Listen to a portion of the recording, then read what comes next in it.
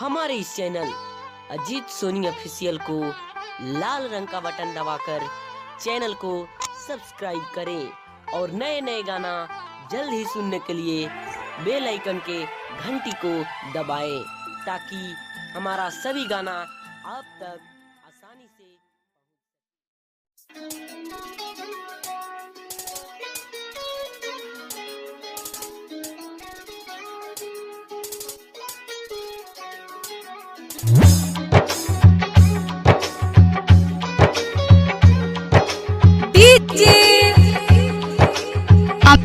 अमित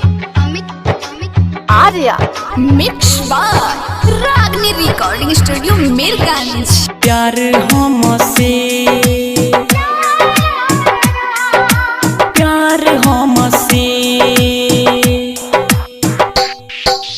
प्यार हमसे कैले हो रहलू शादी दूसरा से कैलू कहीं हो शादी दूसरा से कैलू कहीं सगरी कसम खैले हो रहलू शादी दूसरा से कैलू कहीं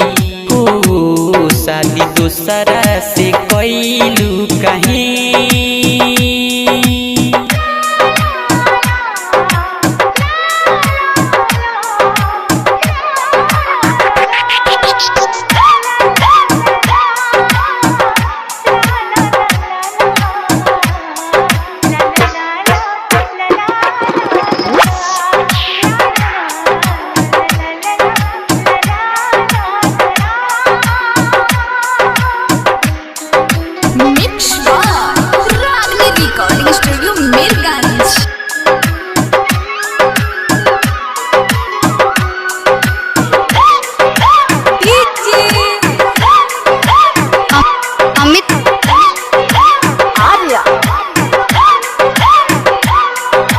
बचपन के तू वादा सब भूलैलू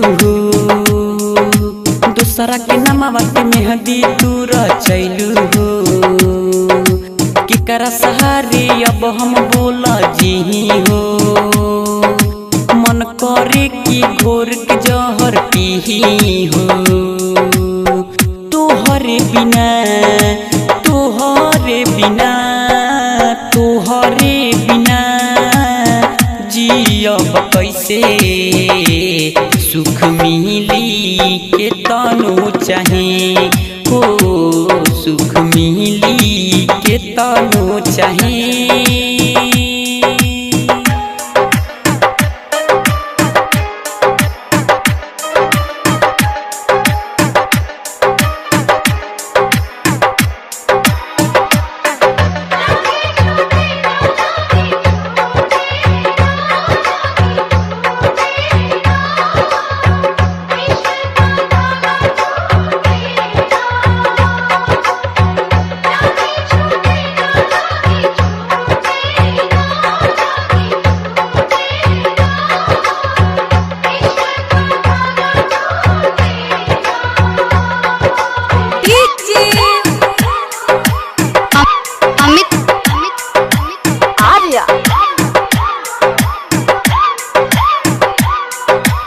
अजित सोनी कैसे तोहे बिसराई हो